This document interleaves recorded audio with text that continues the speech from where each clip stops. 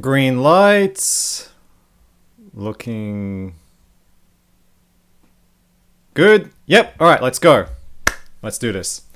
Hello, everyone. This is Robert from Windy Corner TV with a analysis slash reaction of the Xbox One reveal from 2013. Oh yes, it's been 10 years since the Xbox One was revealed on the 21st of May 2013. So I thought it might be fun to look back at this now infamous reveal, which is famous for memes like TV, sports, Call of Duty, real scans of a real world Navy SEALs dog. Okay, the dog memes. And of course, the infamous fish AI. Fish AI, so realistic, the fishes will swim out of the way when you go near them. But without further ado, let's have a watch.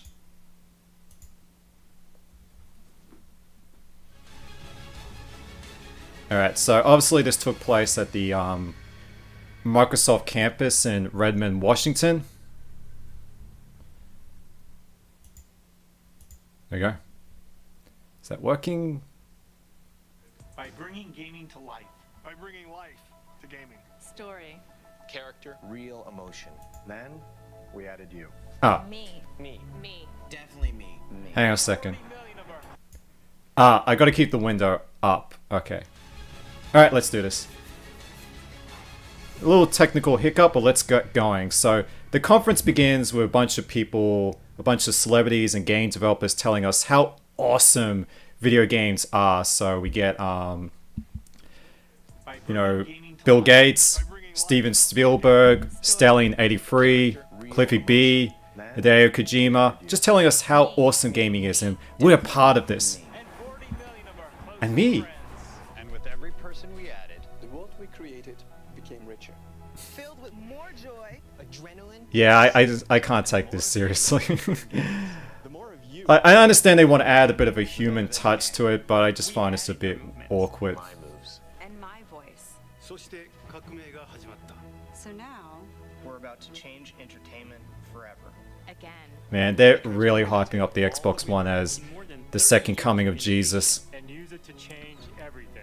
For the first time, you and your TV are going to have a relationship. Yep, they said the magic word TV. Now, if you want to turn this into a drinking game, so take a drink every time they say TV, you'll get drunk within like 3 minutes. We're going to use Groundbreaking technology and the power of the cloud. The power of the cloud. Which I think was very rarely utilized at all. I do know Titanfall 1 did use the cloud to power the AI of the NPCs, but stop just watching. was there many games that actually made use of the cloud? I guess there was the driver tars in Forza, but I guess we never really saw much use of the cloud, because I feel like the cloud was kind of like that excuse for Microsoft to supplement the underpowered nature of the Xbox One, because the Xbox One was underpowered compared to the base PS4. Like, it had slower memory, DDR3 memory versus GDR5 on the PS4, and of course the custom GPU on the PS4 was much more powerful. Now there's Don Matrick, who looks really happy. Like, I've got no ill will against Don Matrick, because I mean, look how happy he is. Look, he looks really giddy and happy, like, to show us the Xbox One. Like, this is his baby he's been working on for several years, and I would be excited too. But I do think Don Matrick took Xbox in a direction that has done more harm than good. I mean, the Kinect was wildly successful. It was probably Microsoft's most financially successful period.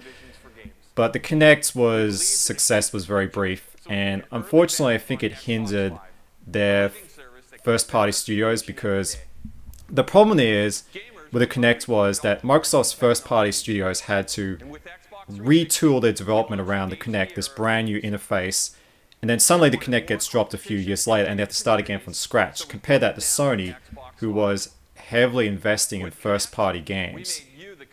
And it really paid off in the long run, because look at the PS4, you had exclusive after exclusive after exclusive. And then Microsoft kind of still struggles with first-party games, even though they own a lot more studios than they did back then, because back in 2013, I think there was only like 5 studios owned by Microsoft, the Coalition 343 Line Hearts and Turn 10. And I know there's another studio I'm pulling a blank on. But yeah, it's kind of weird how even though Microsoft owns a lot more studios, their first-party efforts have been not as consistent as it used to be during the 360 days. Although the 360 was heavily carried by its third-party efforts, like Mass Effect for a while was exclusive to the Xbox brand. BioShock launched on the 360 a year earlier. And of course, third-party games looked consistently better on the 360 compared to the PS3. I mean, look at Call of Duty 3 and Madden 07. They ran at 30 FPS on the PS3, which was much more powerful. And on the 360, they ran at 60 frames per second. Of course, the situation would be reversed with this generation. The PS4 would have much better multiplats. Can we take what you love and make it better? Yep. Can we improve a living room that has become too complex? So the conference begins off just fine. Like it's innocent enough. Like it's just a console reveal, using a lot of corporate buzzwords. Team Xbox is on a new mission. A new mission. But the true intentions of the Xbox One will be quickly revealed. There we go. The all-in-one system. The one red ring to rule them all. The Xbox One. So yeah, that's what the name means, One. It's the all-in-one entertainment hub. It must be simple, instant, and complete. We believe we can evolve what you love to make it decidedly better. Yeah, I don't like the name Xbox One. It's kind of ironic that Microsoft called it the Xbox One because the whole motivation behind calling the Xbox 360 the 360 instead of the Xbox 2 was they didn't want to be seen as a generation behind the PS3, and then they bring out the Xbox One. So are they 3 generations behind the PS4? It's a very weird naming choice. But yeah, the One means this is your all-in-one entertainment hub. This is where all your entertainment can be consumed. Television, films, music, and video games. Ladies and gentlemen, introducing Xbox One. Woo!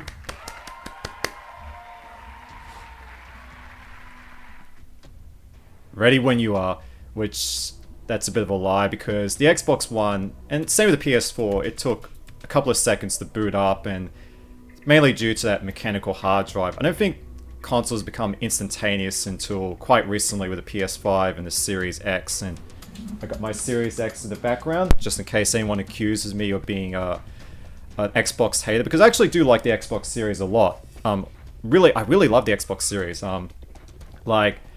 I feel like it's definitely ahead of the PS5 when it comes to like OS functionality. The backwards compatibility is fantastic on the Xbox Series. And of course the Xbox Series does have self-service refunds, which still doesn't exist on PlayStation or the Switch. So I do like a lot of things about the Xbox Series, but the first-party games are still lacking, to be honest. I think that's the big advantage that Sony and Nintendo have over Microsoft. All in one. And I guess the irony is that the Xbox One didn't really become... That vision wasn't really fully... They never really reached that vision of the all-in-one entertainment package, because the thing is, the Xbox One launched around the adoption of smart televisions. See, smart televisions did exist prior to this reveal. And there's no doubt in my mind, the Xbox One's pitch or vision was motivated by the rise of smart devices and smart televisions, because Microsoft wants to have a monopoly on the entire tech industry. I mean, the whole reason they made the Xbox was because PlayStation entered the video game industry. They were like, no, we can't just have PlayStation taking all the cash. We need to take some of that cash. Some of the new experiences you'll find only on Xbox One. Some of the experiences we'll only find on Xbox One. And what he's about to demonstrate is something we could do on our smart televisions. So it's not really an exclusive experience. So the whole sales pitch of the Xbox One, which we're about to see, is that people do not like digging for the TV remote. It's like a pain in the butt. Like you constantly lose the remote. It becomes wedged inside the couch. You can't find it. You constantly. We've all been there, where you're looking for the TV remote. You kind of like pull apart the couch to try and find it. Join me over here in front of the new And so the idea of the Kinect is that you can do everything with just voice recognition. Like, just use your voice. You can power up the television, select your favorite TV channel, and that's really it. That's the whole sales pitch. And it does all the things like the snapping and pulling. Well, now it's all going to begin with two simple words. Xbox on.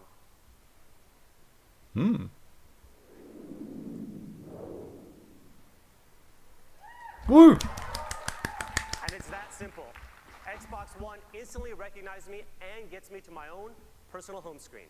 No more manual login. Ah, yes, no the more waiting Metro for the system to layouts. update. I'm sure everyone Now, the home who screen remembers is using Windows 8 available remembers that. Because this was that era where Microsoft was trying to get into, was trying to wrestle in on Apple's territory with the Microsoft, with the Windows tablet, the Windows phone, and they were even selling touchscreen monitors at the time, because you know the future was all going to be touchscreens. Now, like many of you, Although the irony is that now you look at Windows 10 and 11, the interface is still heavily built around using a mouse and keyboard, which honestly is just here I get a much more snapshot intuitive. of what is popular in the Ah, entertainment The world. Hobbit, An Unexpected Journey. And with the entire Ooh, Xbox that's a Live, throwback, you know, remember that era of films where they take a book and split into multiple films? So you had The Hobbit, which is the and music. shortest of the series, the Middle-earth franchise, and they turned into the longest movie saga.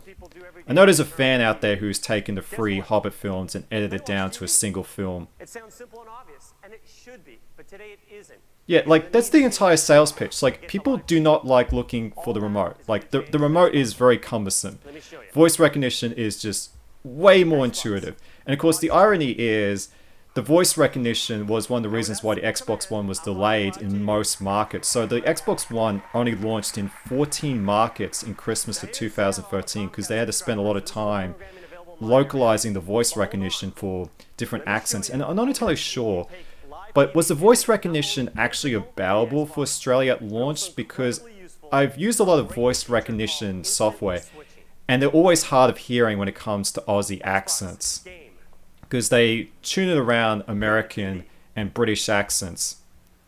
Go to music. Watch TV. That better not be copyrighted. Yes, Song, fast. music, music, music, music, music, music. I'm hoping that I don't get flagged for copyright, because there's a lot of copyrighted material in the background. Oh wait. He's not playing the Nintendo Switch. Okay, I think we're fine. So as long as there's no Mario Zelda, I think we're in the clear. Switching And between live TV and all my games entertainment Is that now as fast is that as Star switching Trek? channels on your TV remote. Now, you've already seen Yeah, that is how Star simple it Trek. is to use your hands to navigate through the Xbox One, but we're going to create a new set of universal gestures to control your entire TV experience.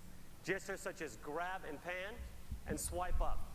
Let me show you one of my favorites. I've never actually ever used the Xbox One Kinect. Of course, the OS has changed dramatically since this initial showing. Woo! Oh, Internet Explorer. And I'm back to the movie. And again, this is not only now simple, but it makes it instant to get what you want. Now, have you ever wanted to do more than one thing at a time when you're watching TV? No, not really. Oh, well, actually, to be fair, a lot of people do multitasking. See, the funny thing is, this is all built around the idea that people love to multitask. Snap mode for the Xbox. Xbox. Now, admittedly, I do watch television when I'm doing things like cooking, With snap mode, I can run multiple but I programs typically on do the go actually and enjoy just easily watching interact between them TV, without like, you know, having to or shut one films, down without and playing start with one my up. mobile phone. But I guess the problem is now a lot of people do just consume entertainment while fiddling around with their phone. Okay, so right now I'm watching Star Trek, and I've heard great things And about here's the Star irony Trek. now. Look, he has to pull out his mobile phone, so he's loaded up Bing on the side to order tickets to the new Star Trek film, but he still needs to use his phone to navigate the interface. So this all makes it very redundant, because that's the thing is, the Xbox One was clearly a reaction to the rise of smart devices and smart televisions, yet the Xbox One needs to plug into a television, and assuming you have the money to buy an Xbox One at launch, you already have a fancy smart television. And here he is pulling out his mobile phone, which I assume is a Windows phone. Not only will you get Skype experiences in widescreen HD, Okay, now he's talking about Skype. Now, I heard from a lot of people but only on Xbox that the Skype experience in the Xbox One was really good. But the problem is, video conferencing isn't really that great as people think it is, because unless you're doing corporate meetings or job interviews, you don't really need to see the face of the person you're speaking with. Like, a lot of people nowadays will do phone calls using their Bluetooth headset, which has, a microphone built in. This has a microphone built into it. So I would typically be talking to someone on the phone while doing things like cooking or cleaning. Look how weird this is. So you're talking to someone on Skype while watching a movie. Like, that's... Unless your eyes can go in separate directions, that doesn't work. I'm trying to do that. Like, I'm trying to point my eyes in opposite directions. I can't do that. Like, I can't do that. So weird. Like, if you're just talking to someone, but then again, how can you enjoy the movie? There's no subtitles on at the moment. Like, so your friend's just talking. Yeah, now we've got to switch over to sports. Now here we go, the sports. So this whole conference has the free American pastimes: TV, sports, and Call of Duty. And of course, dogs. Americans love dogs. I mean, we all love dogs. Who doesn't love dogs? Oh, and here we go, the Fantasy Basketball League.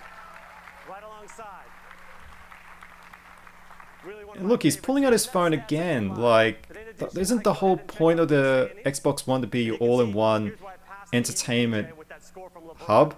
Like, you shouldn't have to use your phone. Like, that just defeats the whole purpose, because that's the funny thing is that people's multitasking when they're using their smart television or game console is the smartphone. I have no idea how fantasy basketball, football works, so this is all foreign to me. And I think this is the thing, my biggest issue sometimes with the tech industry. Now, I understand this, like, that the goal of any tech is to reach the largest demographic possible, but I really don't like how tech companies are so scared of the product being perceived as nerdy, so they have to do things like this to say, hey, we're part of the cool kids as well. But this just all just comes across as very cringy and weird, because, you have this guy who's middle-aged, and like I said, no ill will against him, he's a very handsome guy, got a great suit. I mean, he's better dressed than I am. Like, I'm just wearing the same clothes I wore back in 2004. But, it just doesn't really feel like someone who would buy an Xbox One. I guess he needs, like, Doritos dust on his shirt to create the image. What's on HBO? Pretty cool, huh? Let's see that again. Woo! Mary and Martha. Watch CBS. Yeah, like, I just feel like the game industry and tech companies in general are just so terrified of their products being perceived as nerdy. And certainly the Xbox One is not the first console to try this. Like, the PS2, and I understand why Microsoft is positioning this as a media device. Because prior to the Xbox One, a lot of game consoles were sold on as a media device first and foremost. And this is technically true. Like, before smart televisions existed, your game console was your all-in-one media hub. Like, this all started with the PS2. Like, it was positioned as a DVD player first and as a game console second. There's a reason they did that, because you could convert non-gamers into becoming gamers. So the PS2, Sony would be saying, hey, this is a DVD player. This is a device for adults. This isn't for kids or nerds. This is an adult's device. It plays DVDs. And you're like, but it's a game console. And Sony's like, no. It's an entertainment device. It's a DVD player, and no one's going to judge you for buying it. Okay? You can watch DVDs on it. DVDs are cool. And then, but what's that disc you're putting into the PS2? Oh, this is just a demo disc. Okay, just in case you change your mind. No pressure. We're just putting this demo disc inside the PS2 box. And if you change your mind, you want to play games, there's no pressure. That's what it is. It's basically a Trojan horse tactic to get non-gamers converted into the gaming ecosystem. And I think the reason why Microsoft did this, because the funny thing is, Microsoft would have the E3 conference 3 weeks later, and it was terrific. Like, Microsoft's E3 2013 conference was fantastic. It kicked off with that amazing trailer for Metal Gear Solid 5: The Phantom Pain, you know, the one with Donna Burke singing Sins of the Father. Still an amazing trailer. I mean, Metal Gear games always had fantastic trailers, just the way they just combine gameplay and cinematics seamlessly, and they obviously show actual footage, you know. And of course, the E3 conference also had The Witcher 3, Titanfall, Rise, Son of Rome, an extended look at Forza 5 and Quantum Break, and Battlefield 4. Of course, there was that funny demonstration of Battlefield 4 where it didn't work initially. It failed to start, and the guy hosting got really annoyed. But it was actually a pretty good conference. Now, I imagine Microsoft wanted to reveal the Xbox One and all this OS functionality at E3, but they were kind of concerned that the bulk of people tuning into E3 would be gamers. So, okay, maybe we should do this before E3, because...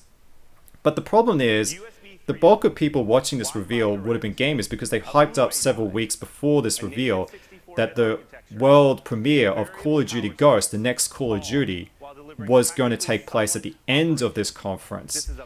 And this conference would have been shown live at 2 a.m. or 3 a.m. Australia time. Like, how many non-gamers are going to get up at 2 a.m. or 3 a.m. to say, oh man, I want to watch that Xbox One reveal. I'm going to get up early. I'm going to be tired for work, but I got to see that Xbox One reveal. And like I said, I'm not trying to act like...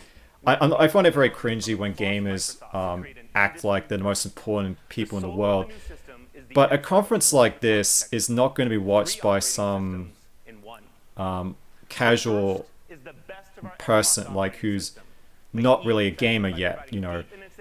That's better reserved for like TV commercials. Like, this would all make sense as a TV commercial, but these conferences are largely watched by the established Xbox fan base, so it's very weird how this is presented, not towards people who play Xbox, but people who aren't part of the Xbox ecosystem.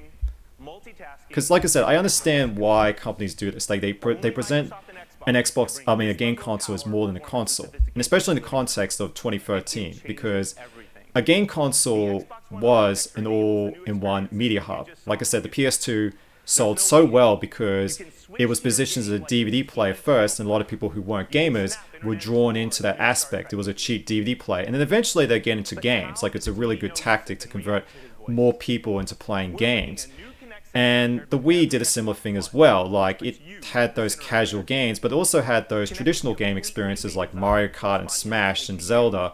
But you had all these more casual games like Wii Fit and Wii Sports, which really expanded the market. And obviously Microsoft saw the success of the Wii and was like, alright, we need to capitalize on that with a Kinect. And they also look at the PS2's success with its DVD playback functionality, like, okay, people like a console that acts as a multimedia hub. Now, he's rattling off specs now. Now, that's actually quite impressive when you think about that the Kinect is a 1080p camera. Like, a 1080p webcam was pretty pricey in 2013. In fact, the webcam I'm using right now is 1080p 60 FPS, and it costs about 200 Australian dollars. So to buy this device, which would launch at $500 US and 600 Australian dollars, you get this really good webcam, was actually a pretty compelling pitch. Like, if you were doing Skype, I do think that would have been a great justification to buy the Xbox One. But the problem with the Kinect was it wasn't optional. Like, if they had made the Kinect optional, which Sony did with their camera, I think the Xbox One would have done better. Because obviously it made the price less competitive compared to the PS4. But the real Achilles heel of the Xbox One, and this won't be announced at the conference, we didn't find out about this later on, but there was constant whispers and rumors that the Xbox One, and even the PS4 to an extent, were going to block used games, because used games were very controversial at the time. Like, game publishers kept referring to used games as being worse than piracy. So, to put that in context, why used game market is so predominant is because shops like EB Games and GameStop? Yeah, GameStop. I was almost going to accidentally say GameSpot. Now, GameStop and EB Games, they make the bulk of their money from selling used games because the cut they get from new games is minuscule. So they really want to encourage people to trade in their games because they make more money from used games. But instead of publishers fixing the problem by giving retailers a bigger cut of new game sales, they decide to punish customers with all these weird tactics to block used games. Like, for example, a lot of publishers like EA, Ubisoft, and Sony were heavily pushing the online pass. So if you bought the game used or rented it or borrowed from a friend, you would be punished and be forced to pay $10 to play online. And that's even more egregious on Xbox 360 because not only do you have to pay for Xbox Live, but you also have to pay for this online pass. So that's 2 fees you got to pay to play a game online. Like, how egregious was that? As much as people like to say gaming today sucks, like back in those days, the online pass was one of those terrible hindrances when it came to playing a game online. And of course, another tactic I remember to stop used game sales was Capcom released Resident Evil The Mercenaries 3D, and that game didn't allow you to raise your save file or reset it. So if you bought the game used, you didn't have the satisfaction of beating the game yourself. Now, you could still play through all the levels in their entirety. It just meant when you bought a used copy that all the characters and guns and whatnot were already unlocked. So you didn't have the satisfaction of unlocking yourself. And of course, Capcom tried to defend this, saying, oh, no, we're just trying to add value to the used sales. So yeah, a lot of publishers did not like used games. And imagine the controversial DRM policies of the Xbox One were no doubt motivated by publisher pressure, because there was a lot of rumors that Sony was going to implement something similar. And I imagine at one point the PS4 was going to block used games, but they backpedaled once they saw the negative reception to Microsoft pushing that policy. So the Xbox One was going to block used games by having a digital license that would transfer from the disc, and that disc was completely useless. Like, it was basically a coaster. Like, you couldn't use it on any other console, and you could only trade it in with approved partners. So partners would have to get approval, probably pay a fee with Microsoft to sell used games. And that didn't go down well at all. And of course, the Xbox One, because of that DRM policy, it required a check-in every 24 hours. So if it could not establish an online connection within 24 hours, the Xbox One would just stop playing games. And that was just a terrible, terrible sales pitch. It was made worse by the fact is that online authentication would only work in countries where the Xbox One was officially available. And the Xbox One only initially launched in 14 countries. So unless you lived in those initial markets where the Xbox initially launched in, you couldn't even play Xbox One, period. And that was terrible. Like, it was a complete PR disaster. Now, we didn't know this at the time. This wouldn't become known until around E3. And of course, we had all those infamous interviews, like that one with Jeff Keighley and Don Mattrick, where Jeff Keighley asked Don Mattrick, what do people who can't get any internet connectivity, what do they buy? And Don Mattrick says, oh, we have a product for people who can't get any online connectivity. That's the Xbox 360. And that did not go down well. And of course, there was that interview with Angry Joe and Major Nelson where, Major Nelson says, no, we can't just flick a switch and get rid of the DRM. Like, it's integral to the operating system. And of course, they would simply flick a switch. I mean, they wouldn't just flick a switch. Like, it doesn't work that way. I mean, I use that analogy all the time in the tech industry, like, because I work in IT. If we could just flick switches to do stuff, we would, but we don't. There's a lot of bureaucracy and back and forth between multiple parties to implement changes or give you service. But yeah, Microsoft was able to quickly drop those DRM policies without much hassle.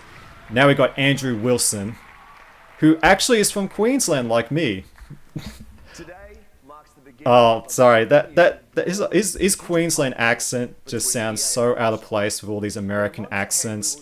And of course, he's about to introduce a montage of testimonies from American athletes and American sports. You can show off Madden. And there's just something awkward about an Aussie hyping up American sports. See, if he was hyping up an AFL game or rugby league, that would make more sense to me. But yeah, Andrew Wilson, he's from Queensland like me. I feel like I'm hearing myself giving the presentation. Yeah, of course, they called the game Madden 25. So instead of calling it Madden 14, they called it Madden 25 because it was the 25th anniversary of the Madden franchise. Now, what's going to be awkward about that is that next year, the 2024 release of Madden is going to be called Madden 25, so there's a good chance that they might be still making Madden games for the Xbone and the PS4. So you're going to have 2 iterations of Madden 25 on the same console. That's going to be so awkward when the game comes out, because a lot of people probably will go in the shop, they see 2 Madden 25s, the old one that's available used for like $5, and the new one that's like 60 or 70 bucks. Which one are they going to pick? The cheaper one, because they probably think it's the same thing. So now he's unveiling the EA Sports Ignite engine, which would only be used for a couple of years because now all of EA Sports' titles are powered by Frostbite, the engine developed by DICE. Yeah, now we're going to get testimonies from athletes, not programmers or engineers to tell you about the new effects or visual effects that Ignite will bring to the table. This better not be copyrighted. Yeah, I don't know who these athletes or these teams are, I'm sorry. I don't follow sports or American football. Whether the safeties are rolling down or they're rolling back, whether the corners are cover 2, cover 3, cover 4, cover 88.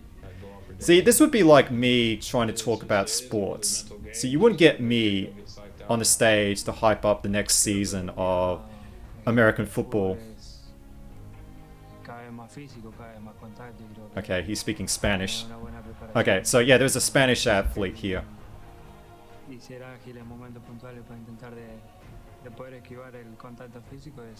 Now, when I square up on somebody, I usually just look at their feet, and you know, this is just so weird. Like, the lower you are, the further you can go. Like as I said, this would be like me going on television and trying to hype up the next season of American football, because I know nothing about football, and you have these guys hyping up the next generation of sports games, these guys who aren't programmers or engineers. And like I said, I'm not an expert when it comes to sport. Like, I'd rather hear these guys talking about fitness than you would rather hear about...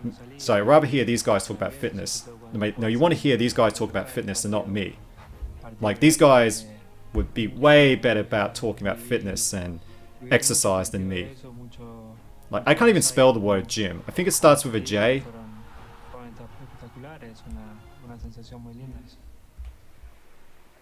Woo!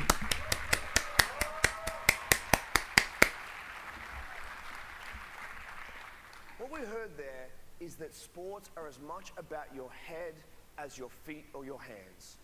We've built new technology. Okay. That is quite a quote. Sports is much about your head as it is about your feet and your hands. I mean, that would make sense if you're selling a VR-driven sports game. Now, the cool thing about Ignite was its biggest innovation was that the crowd system was fully 3D in the FIFA games on the PS4 and Xbox One. On the PS3 and 360, all the characters in the crowds were just 2D cardboard cutouts.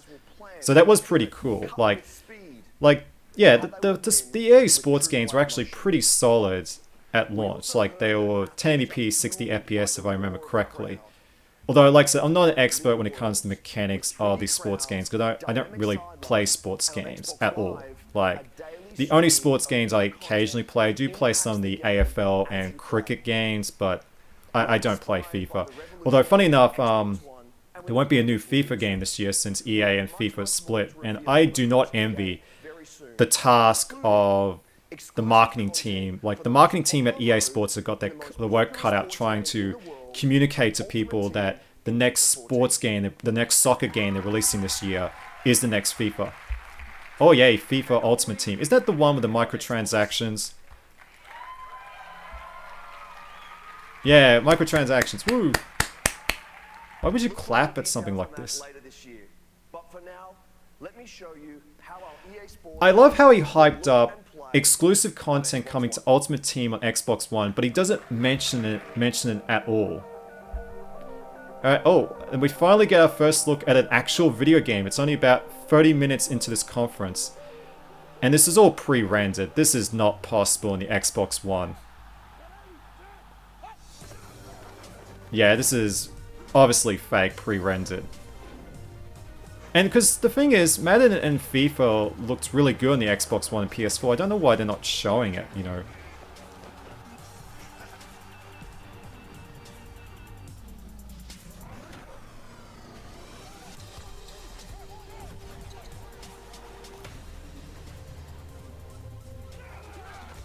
Of course, funny enough, the rarest game on the PS3 was a basketball game made by EA, good old NBA Elite 11. I know a lot of PS3 collectors are trying to find that game. A game so bad that EA recalled it at the very last minute. They finished the game, shipped it to retailers, and then changed their mind at the last minute. Woo! Yeah! EA Sports. It's in the game. It's in the game. Alright. Who's up next? Please welcome Phil Spencer. Yay, Phil Spencer. He's now the head of Xbox, which I think Phil Spencer's done a great job turning the Xbox brand around after this disaster. While I do think Microsoft's first-party efforts are still lacking, things like, you know, Game Pass, backwards compatibilities, and all these acquisitions have been driven by Phil Spencer, and I think he's done terrific work. And I do enjoy Phil Spencer's presentation and the interviews that he gives. Like, he's a very straight shooter, so which is kind of refreshing from a lot of the corporate language we typically get from talking heads at game companies. Phil Spencer recently did that interview with Kind of Funny Games, which was very insightful into the direction that Microsoft is taking. Now, I do think Microsoft had the best opportunity to secure success for the foreseeable future when you think about it in hindsight, because the Xbox 360 launched with this online community and online multiplayer interface that was leagues ahead of the competition. I mean, the Nintendo Switch's online multiplayer is behind that of where Microsoft was in 2005, which is kind of sad. But with the Xbox 360, you had this online community, this friends list, and these achievements, so you'll get really invested in the ecosystem. Now imagine if the Xbox One had backwards compatibility and Game Pass in days one. Like, I think less people would have jumped shipped over to the PS4. And of course, the Kinect was optional and those DRM policies didn't exist. Because Phil Spencer said the 8th generation was the worst generation to lose because, while digital games exist on the PS3 and 360, digital distribution became more popular during the PS4 and Xbone. So people were becoming more invested in their accounts. So a lot of people buy PS4, they buy tons of digital games, and they're less willing to jump ship over to the Xbox. That's why he said that if we make great games, it won't fix the situation. It doesn't, like Starfield could come out, it could be 11 out of 10, but people aren't going to sell the PS5s because they're so invested. And when you think about that, Microsoft was so ahead of the curve when it came to the online interface. Xbox Live was just leagues ahead of PlayStation Network. They had the best chance to secure long-term dominance, and they just really messed it up with this Xbox One reveal. The Kinect not being optional, the DRM policies, and yeah, this really bad vision of TV, sports, which nobody was interested in. Now, this trailer for Forza 5 is also clearly fake because all the crowds are fully 3D, because the actual game, they would be cardboard cutouts. But Forza 5 is still an impressive game when you think about it. It was a 1080p, 60 FPS game, and it held that 60 FPS line perfectly. Like, it didn't drop any frames. It was a very smooth, polished game, and it's very impressive that Turn 10 had that ready for launch. Even though it felt like a step behind Forza 4, because Forza 4 had 600 cars, Forza 5 only had 200 cars and less tracks as well. But I think the biggest problem with Forza 5 was really the egregious microtransactions, and the fact the game had less cars than Forza 4, but it had all these DLC packs where you had to pay more money to get more cars. It was really gross. Like, Microsoft really went heavy on the microtransactions at the launch of the Xbox One. Like, games like Crimson Dragon, Rise Son of Rome were also peppered with microtransactions. Visuals so real, you'll see the imperfections and effects of time, weather. So yeah, Forza 5 was a very impressive game, all things considered, as a launch title, because their rival Gran Turismo 6 was actually launched on the PS3 a couple of weeks later. Now, it actually had more cars, way more cars and content than Forza 5, but keep in mind that a lot of the cars in Gran Turismo 6 were recycled from Gran Turismo 5 and Gran Turismo 4. If you remember, there was those standard models, which were just up-res car models from Gran Turismo 4, but still, Gran Turismo 6 was still an impressive package, and it even had dynamic time and weather, which didn't exist in any of the Forza games on the Xbox One. We're only getting that actually finally now. Turn 10 is finally implementing dynamic time and weather in the upcoming Forza 2023. So now we're going to get a look at Remedy's Quantum Break, which I actually really like the game. It's a fun little third-person shooter. But this trailer doesn't have any gameplay footage whatsoever. Like, I don't remember this in the game. Like, the game had this mixture of gameplay. So if you ever play Quantum Break, the game is split into 5 chapters. And at the end of each chapter, you get to watch a TV show with a live action TV episode using the same actors from the game, which I thought was such an awesome idea. So you play the game for an hour and a half, like you play the entire chapter. You put the controller down, just relax and watch a TV episode for about 30 minutes. Because obviously Microsoft had this grand vision for a cross-media empire, and we're about to see more of this soon, because soon we'll see a keynote from the head of Microsoft Entertainment Studios. So Microsoft actually created an entire vision dedicated to making television and films based on their properties, and we're about to see that very shortly. Yeah, I really do like Quantum Break, and it's such a fun little game. I think it's kind of underrated, you know. And it's a very good looking game. Like, it's impressive that Remedy managed to pull off all those incredible effects, like the time shifting. Like, you play Quantum Break, it's heavily built around time, like time shifting, so you can actually move the environment around, so you can actually use your powers to transform the environment, like undo damage or create damage. It's really cool. To create new and original IP for Xbox One. In fact, we have more titles in development now than at any other time in Xbox history.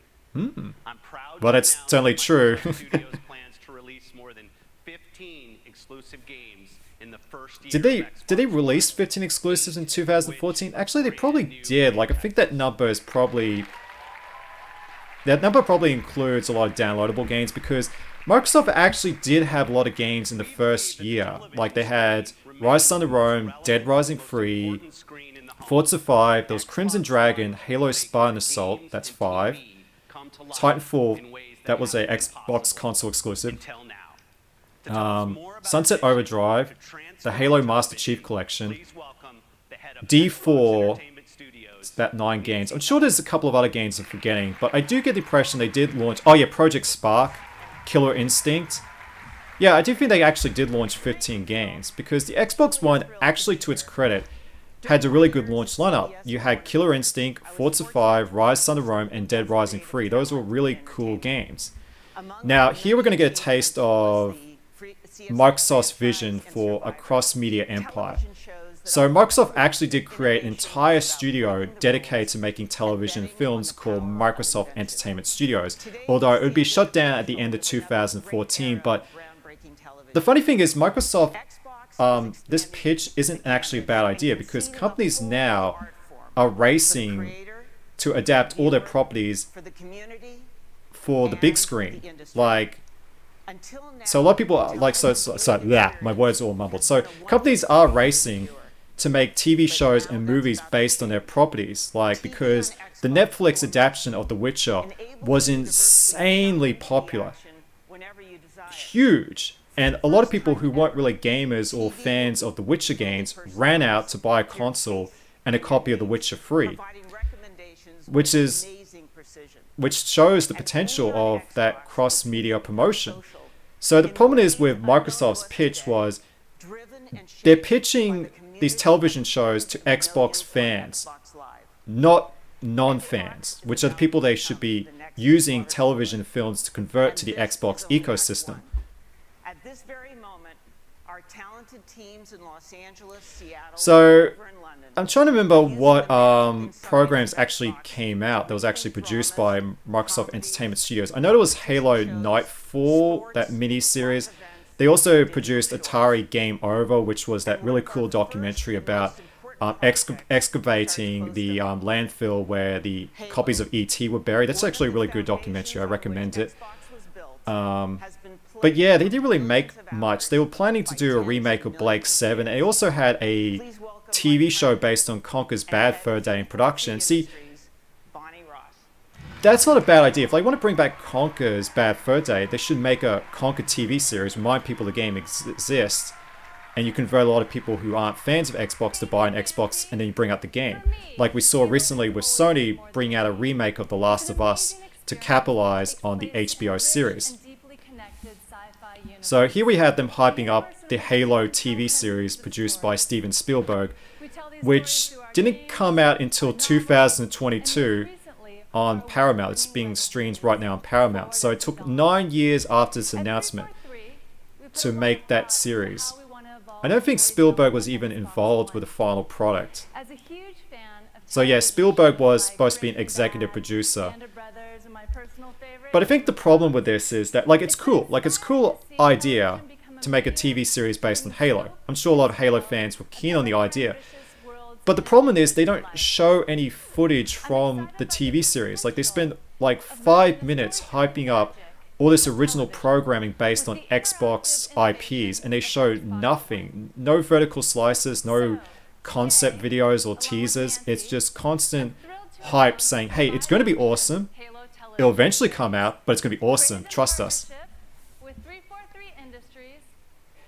Yeah, I think this is the biggest problem with this conference overall, is that is they showed off that teaser for Halo 5, which they did show at E3 3 weeks later, then announced the TV series, then make more sense. But to go on the stage for a reveal of a new Xbox and tease an Xbox TV series, but not the next Halo game, is very strange.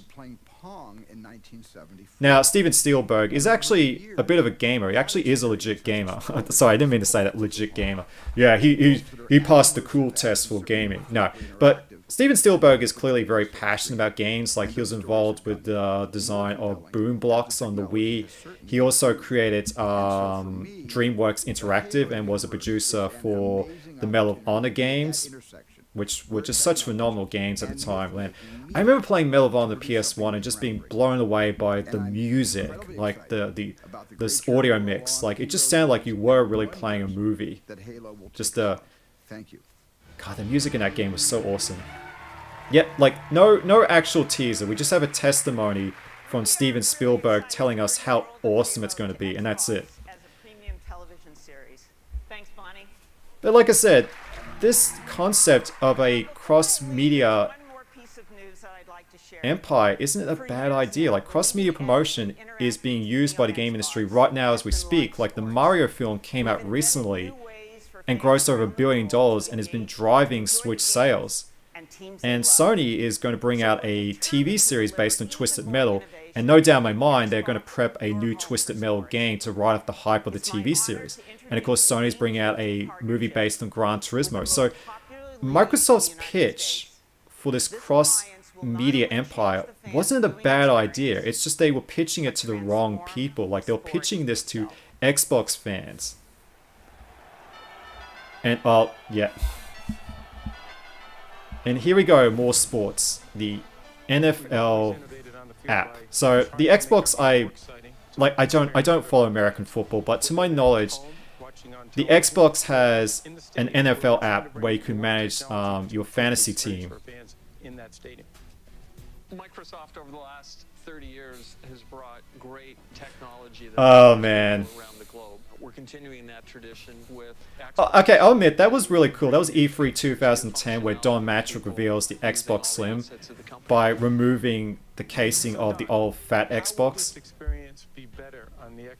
Oh man, this whole shot is just cringe. I'm gonna be honest. Like, I do not like to make fun of people, but this is cringe. Like, seeing two rich dudes dressed up like this with the Xbox console in the middle and all these jerseys behind is just very cringe. It's like watching a bunch of old guys trying to act cool. Like, hello fellow kids.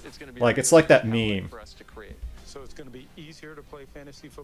And these hand gestures. Imagine your NFL team integrated with your large screen TV. Yeah, this is awkward. This is really awkward. In the NFL It's like your very first date. Fantasy experience where people can see their fantasy league stats snap to the Yeah, I didn't even look this awkward on my very first date. scores a touchdown. It updates your fantasy league status, and it will allow you to also reach out to your friends, make a Skype call, and openly taunt the success you're enjoying that your friends. So you can use Skype to taunt the failures. So you can use Skype to taunt your friends who are losing at fantasy football. Really? Well, when we look for partners, we look for the Really? Like, is that something people do? Like, I don't play fantasy football, but is that something people do? Like, they call you up on Skype, hey man, your team is losing, haha, haha. Like, is that something people do? It's just going to be so dramatic and help us really make the game. This better not be copyrighted. This better not be. Woo! Oh man, Don sounds so happy, man. Like, you can just tell he's really proud of what he's made. I mean, even though the Xbox One reveal was not well received, I get the feeling that Don had a lot of fun working on this presentation and the Xbox One. Like, I mean, we would have been working on this for several years, and this was his baby. Maybe he's a big fan of football. A must-have system. NFL integration with fantasy football. Which, that has very limited appeal. Like, that's one thing I find so strange about this conference is how, like, a lot of this stuff is only going to appeal to Americans. Now, I understand that America is the single biggest market for tech and gaming. Well, technically China, I guess. Like, China's technically bigger. But when it comes to home consoles, America is the single biggest market. I understand that, but a lot of parts of this presentation is just alienating non-Americans. It's so weird. We welcome Steven Spielberg to the Halo universe with the Halo TV series and celebrated an historic partnership with the NFL. I'm pleased to announce that we'll be launching Xbox One around the world later this year. No release date. But the thing is, around the world, that was a bit of a lie, because it only launched in about 14 countries. It took a whole year to roll out the Xbox One in other countries. Like, the Japanese release was delayed by almost a full year. And the Xbox One launch was a disaster in Japan. Like, I still remember reading that article in Kotaku where they had photographs of the midnight launch of the Xbox One in Japan, and it's just completely empty. Like, nobody showed up. There was a guy selling stew down the street who had a bigger line than the Xbox One launch in Japan. Now, when I was in Tokyo, it was really hard to find Xbox One games. So I went to Tokyo in 2016, and I went to a lot of shops that had a bigger section dedicated to the Sega Saturn than the Xbox One. I've been to regional towns in Australia, like towns with like populations of like 30 or 40,000 people, who have an EB Games store that has a bigger Xbox One shelf than the vast majority of the shops in Tokyo. Like, okay, so now he's announcing that DLC will launch first on... So DLC for Call of Duty will launch first on Xbox One. So that was a deal they started with Black Ops 1. I remember that. I remember them announcing that at E3 2010, that all future DLC will launch a month earlier on Xbox. And they did continue this deal with Call of Duty Ghosts and Advanced Warfare. But starting with Black Ops 3, Sony would take that marketing deal away from Microsoft. So, yeah, this was the main draw card, this reveal. Now, I didn't watch this conference live because I didn't feel like watching it, getting up at 3 a.m. But I did watch Microsoft's E3 conference in 2013. I did get up early to watch that. But this was the biggest draw card. See, this is why I think this conference is so weird, because it feels like it's being pitched to non-gamers, like to convert people into the Xbox ecosystem. But yet they spent several weeks prior to this reveal hyping up the world premiere of Call of Duty Ghosts, which is something that only gamers are going to be interested in. Like, I imagine a lot of gamers were tuning in to watch this. And I couldn't imagine being an Australian. You're being excited to see the first footage of the brand new Call of Duty. So you get up at 2 a.m. and you have to watch 50 minutes of complete dribble. And yeah, Call of Duty Ghosts. Now now Call of Duty Ghosts was not well received compared to prior games. Like, it's technically a solid game. But I think the problem with Call of Duty Ghosts was the characters weren't that great, and they spent a lot of time hyping up how they brought in a Hollywood film writer to add more emotional weight to the story. And yet, most people do struggle to remember the characters from Call of Duty Ghosts compared to like Black Ops. Like, everyone knows the characters from Black Ops, you know, Mason, Woods, yeah, Stephen Gaghan. So the guy who wrote Traffic was brought in to write the script for Ghosts. And yet, it's kind of ironic, yeah, they brought in a Hollywood film writer to add more emotional weight to the story in Ghosts, and yet people don't seem to remember the story of Ghosts at all. I do remember the story, like you play as a guy called Logan, the bad guy's Rook, and I do remember the dog's name, Riley, which is kind of funny because the dog is actually rarely seen in the game.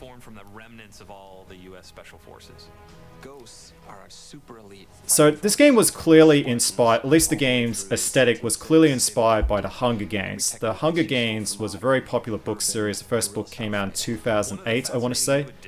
And, oh, there's the dog. They really hype up the dog in this game. This is someone you care about, yet the dog is rarely seen in the game. Like, you control the dog, I think, during 2 brief sequences. And it's actually a lot of fun because you sneak up behind soldiers and you just maul them to death. It's really funny. But the dog is so rarely seen in the game, but they hype it up as this big thing. But this isn't Dead to Rights or Shadow Dancer. Remember Shadow Dancer on the Mega Drive where Shinobi had a dog sidekick? That's not what the game is like. You don't have Riley with you alongside you the whole time. And that would be kind of cool if they made a Call of Duty game where a dog is... you have a dog by your side for the entire duration, but that didn't happen. So yeah, as I was mentioning earlier, Call of Duty Ghosts was clearly inspired by the Hunger Games. Like, the whole aesthetic of the USA in ruins is clearly inspired by the books and the films, because the first Hunger Games film came out in 2012, and I imagine when Infinity Ward was doing the design, going through the design phase of Call of Duty Ghosts, they probably saw the movie and was like, oh, we better make something just like that. Get somewhere quickly, get out of the line of fire, and at the same time do it in a really cool looking way. Man, they are really hyping up mundane things like a dog, the ability to slide. Oh yeah, and the fish AI, yes, the fish will swim out of the way when you go near to them.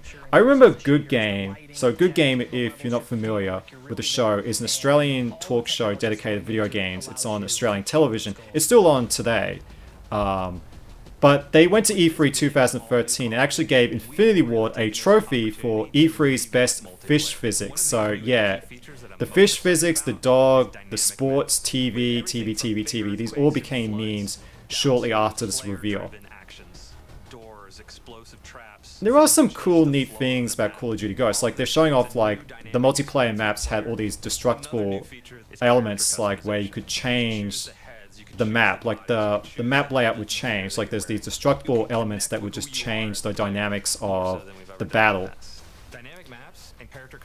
But one of the biggest problems with Call of Duty Ghosts was it launched on the PS3, 360, and Wii U a couple of weeks prior to the launch of the PS4 and the Xbox One, so a lot of people would end up just playing on their previous gen consoles. And the problem with the previous gen versions was the online player count was reduced from 18 down to 12, and you had these bigger maps but with a reduced player count, which made the online matches kind of boring. Oh, they said 60 frames per second. Remember how...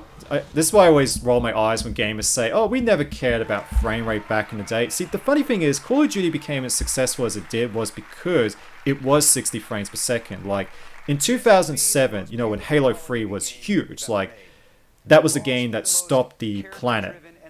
Halo 3 was huge. Like, there was a huge amount of hype behind it. Everyone was playing Halo 3.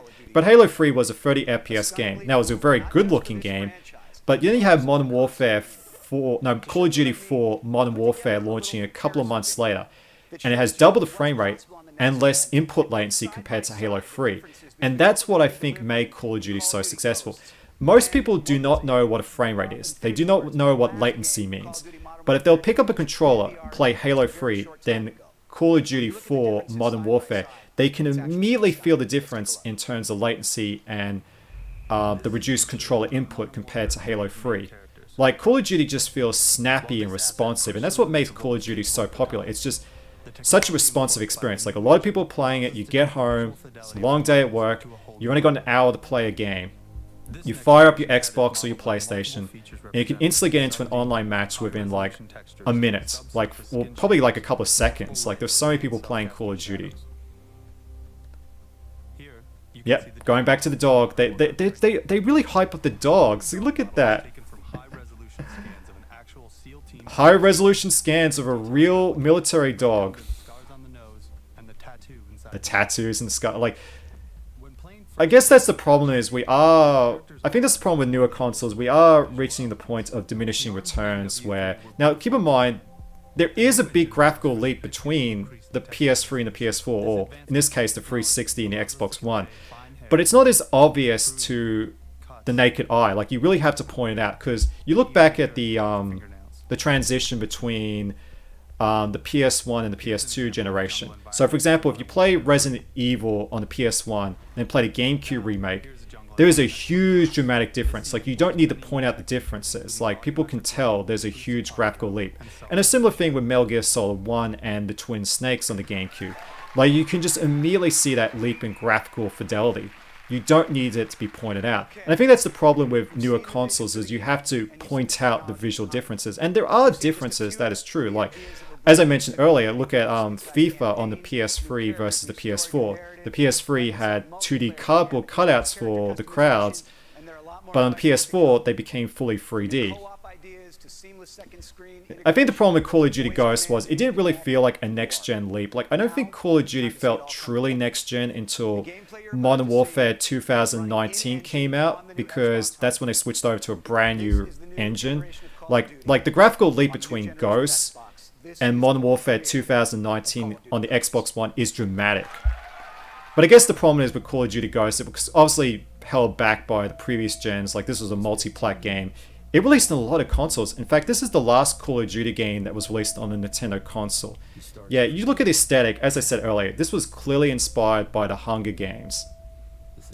I definitely want to revisit Call of Duty Ghosts, because I actually do have fond memories of the campaign. Like, the campaign does have some really good set pieces, but I think it's the story that lets it down. Like, the characters just weren't as memorable as the characters in Modern Warfare. Modern Warfare. Like, everybody remembers Captain Price, Soap, and Ghost, but nobody remembers who these guys are. And I guess that's why we never got a sequel to Ghost, even though the ending, the post-credit scene, does leave the door open to a sequel. I imagine they did plan to make Ghost 2, but obviously the reception to this game wasn't that warm. And of course the sales were also down compared to Black Ops 2, because previous Call of Duty games always outsold the previous iteration. But Black Ops 2 for a long time was the fastest selling Call of Duty game, until quite recently Modern Warfare 2 2022 finally stole that crown. But yeah, Black Ops 2 definitely felt like where the series had peaked, and since then it just went down, down, down, down in terms of sales. And I'm not talking about the quality of the games, because I do think a lot of the Call of Duty games released after Black Ops 2 are really good. Like, I think Infinite Warfare is very underrated. Now, if you probably go back to the reveal trailer for Ghost, there's probably a lot of people, like new comments, that say, man, this game was underrated. We just didn't appreciate what a great game this was. I hope they make a sequel. That seems to be the Call of Duty cycle. Like, when a Call of Duty game comes out, everybody hates it, then 5 years later people praise it as a fantastic game that was underrated.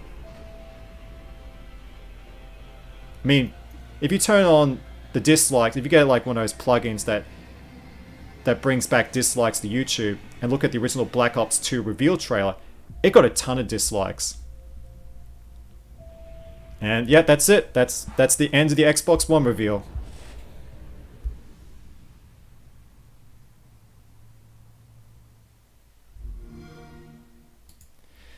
So, yeah, that's a wrap. That's the wrap of the Xbox One reveal. Man, that is such a weird presentation, man.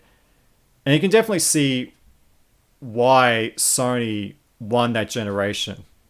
Like, yeah, because the PS4, the marketing for the PS4 was just brilliant. Like, you had that video with Shuhei Yoshida showing how to share your games with your friends. Like, just as a simple short video saying, here's how you share your games with your friends. Thanks. Yeah. Yeah, like... I mean, I don't know what else to say, man. Like, the Xbox One reveal was a disaster back then, and it still is a disaster. I do think the Xbox brand is a lot stronger than it was back then, but yeah. And I think one thing I never really touched upon was the Kinect. Like, the Kinect was not optional. Like, you had to buy the Kinect with the Xbox One. They didn't drop the Kinect until a few months later, and they would drop the DRM policies post-launch. Like, they would drop that before the system came out. Sorry, post-launch, that's the wrong term. So, yeah. But yeah, I didn't really touch upon the Kinect. Was originally Xbox hyped up as a Kinect as not being optional. Like, you had to have the Kinect plugged in at all times. And that didn't go down well because there was the recent, Edward Snowden would, who was a whistleblower, revealed that the NSA had these plans for global surveillance of the general public. And that happened a week before the Xbox One reveal. So Microsoft announces this console where there's a camera permanently attached to it that's in your living room, and you can't unplug it because the Xbox One won't work. So that was another thing that really hurt the Xbox One's launch. So yeah, the Xbox One just had the worst timing possible. Like, the pitch of this all-in-one entertainment hub wasn't well received because, you had smart television, smart devices, and PCs that just did everything faster and better than the Xbox One. So eventually Microsoft would do a 180 and reposition the Xbox One as a game-centric system, and I think they're doing a lot better, And I do think, Phil Spencer's taken the brand in the positive direction, even though I still think Microsoft is still struggling to deliver first-party games. I do think the Xbox brand we have today is a lot better than where Xbox was in 2013, 2014, where they were just the laughing stock of the industry. So yeah, that's a wrap. It was a really fun journey to go back, a very interesting time capsule for what the industry was like in 2013. And yeah, I don't think I'll be doing many of these reaction streams. I would rather just go back to streaming video games, but I just thought it'd be a good way just to get back into the swing of streaming, is just doing these streams where I just watch something. But all future live streams will just be me playing a game. So this won't become the norm.